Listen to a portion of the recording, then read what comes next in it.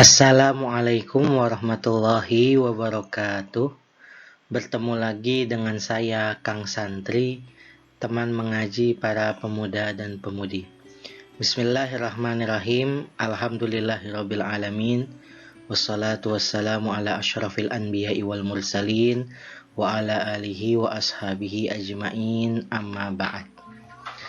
Sahabat Kang Santri official dimanapun kalian berada, pertama-tama Kang Santri ingin mengucapkan minal aidina wal faizin kullu amin wa antum bi alfi khair. Pada kesempatan kali ini kita akan melanjutkan ngaji bareng kita di halaman ke-16. Nah, halaman 16 sampai halaman 20 ini masih tentang subtema kemaksiatan yang berhubungan dengan makanan. Baik, kita baca dulu di halaman 16 ungkapan yang ditulis oleh penulis. Hina khalaqallahu ta'ala Adama alaihi salamu ja'alahu ya'tamidu fi hayatihi ala ta'ami wasyarabi i'timadan kulliyan wa huwa amrun la ya'rifuhul malaikatu li'annahum la yash'uruna bil ju'i aw bil dhama'i.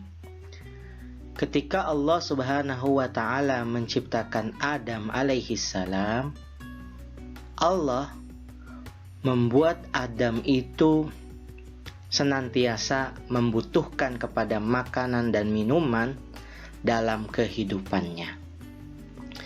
Dan perkara tersebut, ya, butuh kepada makanan dan minuman itu adalah sesuatu yang tidak pernah diketahui oleh malaikat, karena mereka, ya, para malaikat tidak pernah merasakan lapar dan haus. Wal i'timadu ala ta'ami wasyarabi istalzama bi tabi'atil hali khalqatil kal a'da'id dakhiliyatil balighatit ta'qidi fi jismil insan allati ma zalat ulumut tibbi wat tashrihi taqtashifu kulla hinin al mazida min ajaibi wadhaifiha kal gudadil mukhtalifah wal ansijah wal khalaya allati tu'addu bil balayin alawatan 'alal ma'idati wal am'a'i wal kabidi wal kila'i wat tihali wal bankrias wal qalbi wasyarayin wal awridah wa hiya ta'malu jami'an fi tawafuqin mudkhilin yantiqu bi qadratil khaliqi azza wa jalla. Kebutuhan manusia kepada makanan dan minuman secara otomatis itu akan melahirkan kebutuhan terhadap penciptaan organ dalam yang sangat kompleks di dalam tubuh manusia, yang hingga kini ilmu kedokteran dan ilmu bedah itu masih menemukan penemuan-penemuan baru yang menunjukkan keistimewaan fungsi dari setiap organ yang dimiliki oleh manusia. Contoh organ-organ tersebut seperti otot-otot yang bermacam-macam, jaringan-jaringan tubuh yang berbeda-beda, kemudian juga saraf-saraf yang jumlahnya sampai miliaran, perut, ya, terus itu juga ada usus, ya, terus limpa, terus ada ginjal, ya, ada pankreas, ada hati atau jantung, ada juga pembuluh darah, yang semuanya itu berfungsi secara selaras. Ya, karena keselarasannya itulah organ tubuh itu seolah menyampaikan kepada kita betapa Allah Subhanahu wa ta'ala itu maha kuasa, gitu. Laqad amarallahu jalla sya'nuhu al-malaikata bi ayasjudu li Adama takriman li mu'jizati khalqihi hadhihi. Nah, Allah telah memerintahkan para malaikat untuk bersujud kepada Adam sebagai tanda penghormatan dari kemukjizatan penciptaan Adam itu sendiri. Wa haddadallahu azza wa jalla li bani Adama tariqal huda wa huwa ya'lamu annal insana yajibu alaihi an yabdula majhudan kabiran likabhi jamahi syahawatihi allati awda'aha fihi inda khalqihi wa awwaluha syahwatuhu lit-ta'ami wasyarab washtarata alaihi an yakuna hadha at-ta'amu wasyarabu min kasbin halal wa alla yukhalifa fi dhalika ayya amrin min awamirillahi azza wa jalla. Dan Allah Subhanahu wa ta'ala itu telah memberikan kepada manusia petunjuk. Ya, Allah mengetahui karena manusia itu untuk memenuhi nafsu yang diciptakan dalam dirinya, itu mereka butuh mengeluarkan effort yang besar. Di antara nafsu tersebut adalah nafsu kepada makanan dan minuman.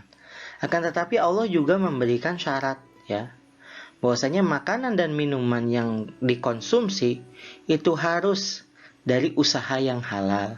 Yang dalam usaha itu seorang manusia tidak melanggar perintah Allah Subhanahu wa ta'ala. Seperti itu, ya. Kita lanjutkan ke halaman selanjutnya.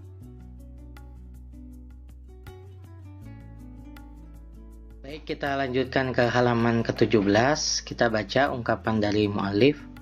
Wa kana awwalu amrin asdarahu Allah Subhanahu wa ta'ala fi hadha sadadi li Adam alaihi salam hina qala lahu wa qulna ya Adam uskun anta wa zawjuka al-jannata wa kula minha ragadan haitsu syi'tuma wa la taqraba hadhihi asy-syajarata fatakuna minadh dhalimin.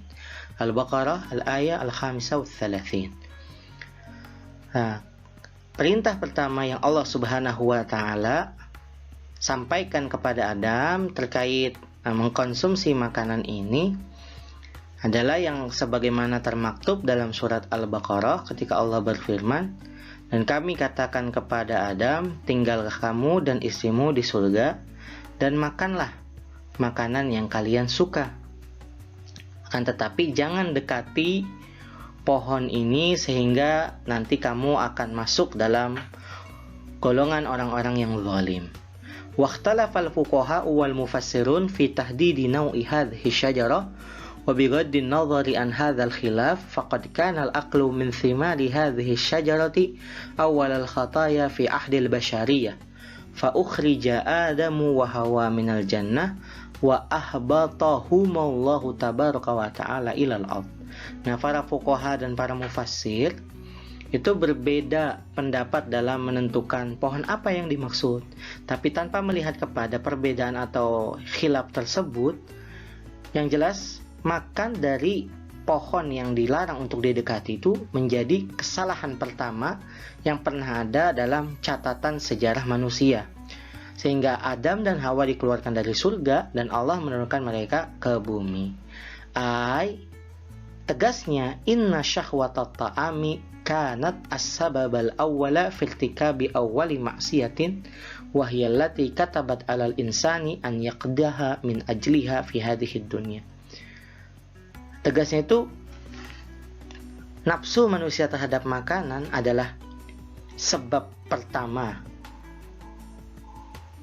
bagi maksiat pertama yang pernah ada dalam sejarah kemanusiaan.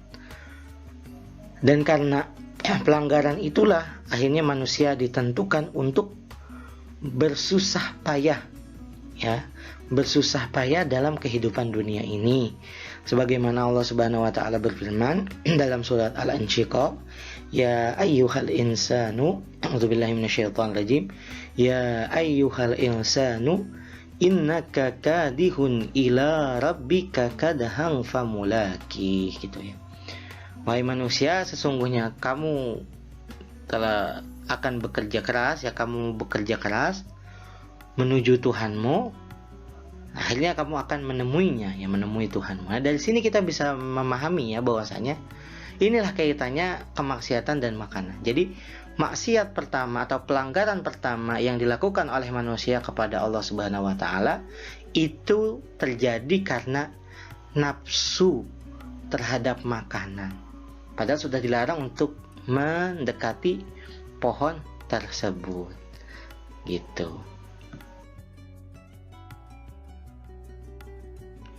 Baik, kita lanjutkan ke halaman 18. Kita baca ungkapannya.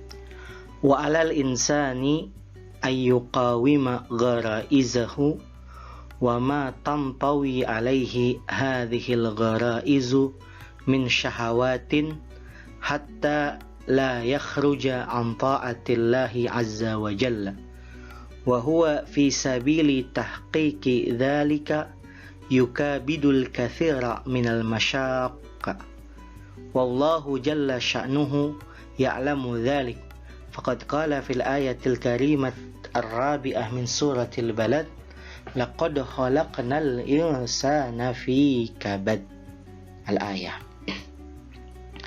Dan manusia itu semestinya meluruskan insting yang dimilikinya dan hal-hal yang terkait dengan insting tersebut dari nafsu yang dimiliki, sehingga dia tidak keluar dari ketaatan kepada Allah Subhanahu wa Ta'ala.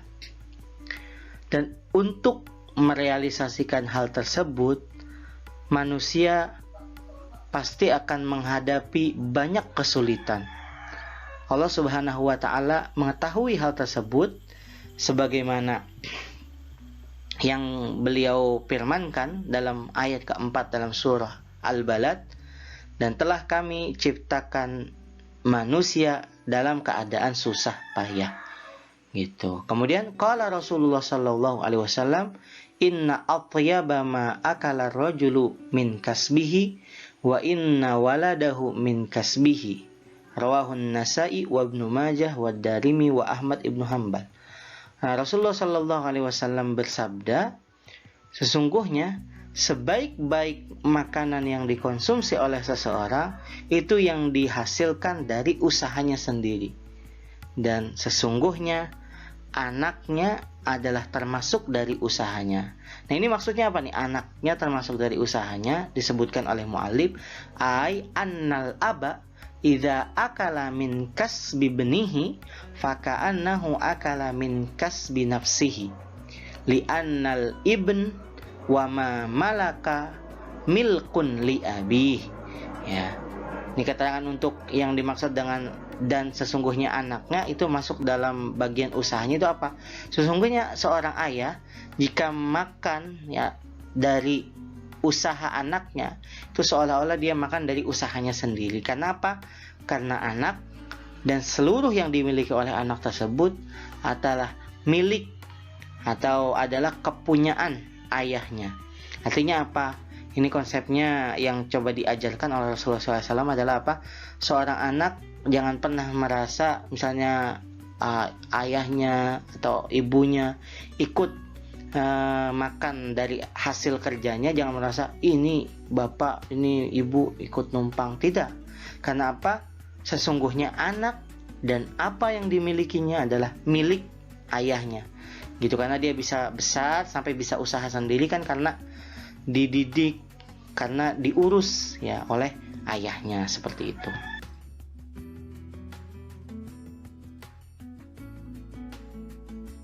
Kita lanjutkan dalam halaman ke-19 ini, ya mu'allif ini mengutip hadis Rasulullah sallallahu alaihi wasallam.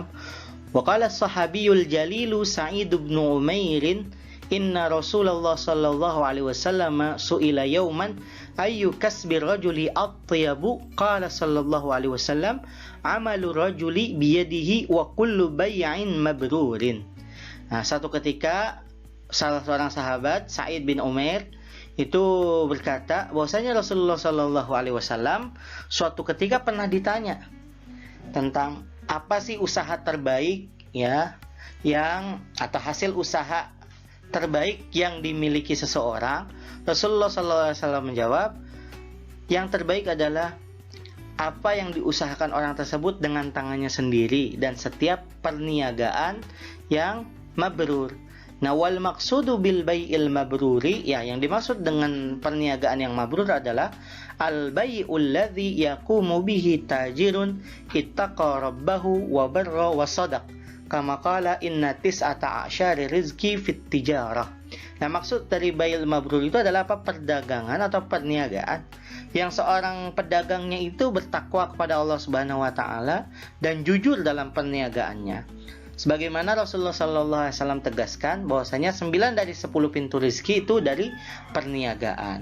Wa hadhil ahaditsus syarifatu an Rasulillah sallallahu alaihi wasallam ta'ti misdaqan lima qalahu Allah tabaraka wa ta'ala fil ayatil karimah as-sabi'ah was-sittina ba'da al-mi'atain min suratil Baqarah al-ayah. A'udzu billahi minasyaitonir rajim. Bismillahirrahmanirrahim. Ya ayyuhalladzina amanu anfiqu min thayyibati ma kasabtum wa mimma akhrajna lakum minal ard.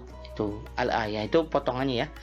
Nah, hadis yang disebutkan di atas itu semuanya sebenarnya mendukung apa yang Allah Subhanahu wa taala firmankan dalam ayat ke-267 dari surat Al-Baqarah yang berbunyi, wahai orang-orang yang beriman, nafkahkanlah, anfiku min tayyibati ma kasabtum, nafkahkanlah dari hal-hal yang baik yang kalian usahakan ya, dan dari apa yang Allah Subhanahu wa taala keluarkan dari bumi untuk diri kalian gitu.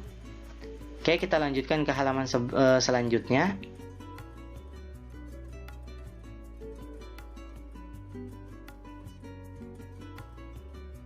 Baik, selanjutnya kita lanjutkan ke halaman 20. Di halaman ke-20 ini muallif menutup pembahasan dengan ayat Al-Qur'an yang juga ada kaitannya dengan sebaik-baiknya usaha yang dilakukan oleh seseorang adalah usaha yang dilakukan oleh tangannya sendiri. Artinya dia usahakan secara jalan atau cara yang halal gitu. Ya, kama qala azza wa jalla fil ayatil karimah ats-tsani wa sab'in ba'dal mi'ani, sebagaimana Allah Subhanahu wa taala berfirman pada ayat 172 itu Allah Subhanahu wa taala mengatakan atau berfirman, a'udzubillahi minasyaitonir rajim, ya ayyuhalladzina amanu qulu min thayyibati ma razaqnakum washkuru lillahi in kuntum iyyahu ta'budun. Yang artinya, wahai orang-orang yang beriman, ya, makanlah dari hal-hal terbaik yang kami berikan kepada kalian atau kami rezekikan kepada kalian, dan bersyukurlah kepada Allah jika kalian hanya kepadanya menyembah. Artinya apa? Di sini juga perintah dari Allah Subhanahu wa taala bagi orang yang beriman untuk mengkonsumsi makanan yang dihasilkan dari cara yang halal. Jadi selain bergizi, cara menghasilkannya juga perlu diperhatikan, yaitu cara yang halal gitu ya. Karena hal tersebut ya, artinya mengkonsumsi makanan dari yang halal itu bisa mendorong kesadaran manusia untuk bersyukur atas nikmat yang Allah Subhanahu wa taala telah berikan. Nah, dari ngaji bareng kita mulai halaman ke-16 sampai halaman ke-20 ini kita sudah mulai bisa mengetahui ya, apa kaitan antara kemaksiatan dengan makanan. Itu kaitannya sebenarnya antara syahwat atau nafsu yang Allah Subhanahu wa taala ciptakan dalam diri manusia terhadap makanan, itu bisa mendorong manusia untuk melanggar perintah Allah Subhanahu wa taala jika manusia tidak bisa menundukkan hawa nafsunya.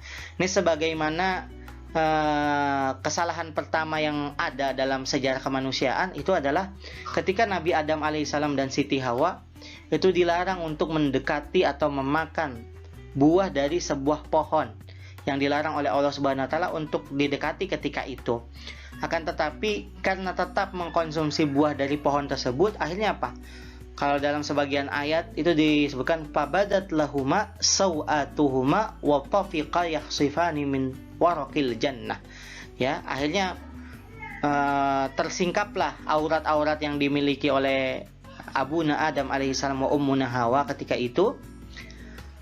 Dan keduanya berusaha untuk menutupi. Yang namanya aurat itu kan sesuatu yang tabu dan tidak boleh dilihat orang lain ya. Konotasinya agak buruk seperti itu ya, kalau dilihat oleh orang lain. Nah, ini sebenarnya bisa dijadikan pembelajaran oleh kita ketika kita mengusahakan sesuatu yang untuk kita makan, ya artinya apa? Meskipun kita diciptakan oleh Allah Subhanahu wa taala dengan nafsu mengkonsumsi makanan dan minuman, itu jangan sampai kita terjatuh kepada satu keharaman atau terjatuh kepada kemaksiatan, melanggar Allah Subhanahu wa taala dengan segala perintah-perintahnya dan larangan-larangannya hanya karena ingin memenuhi syahwatuna lit ta'am, hanya karena ingin memenuhi nafsu kita kepada makanan. Artinya apa? Jangan terlalu memaksakan pengen makan sesuatu yang istimewa dan lain sebagainya. Saking pengen memenuhi hal tersebut, saking ingin memenuhi hal tersebut, akhirnya malah melanggar perintah Allah Subhanahu wa taala. Yang nantinya implikasinya itu akan memberikan dampak ya kepada tubuh kita sendiri. Hal-hal buruk itu pasti akan muncul setelahnya.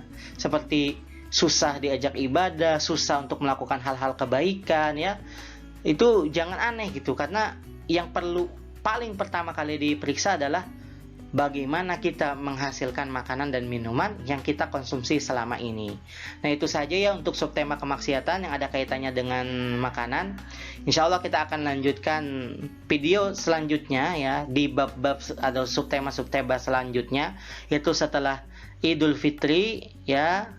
Semoga semuanya tetap diparingi atau diberikan oleh Allah Subhanahu wa taala kesehatan. Wallahul muwaffiq. Wassalamualaikum warahmatullahi wabarakatuh. Allah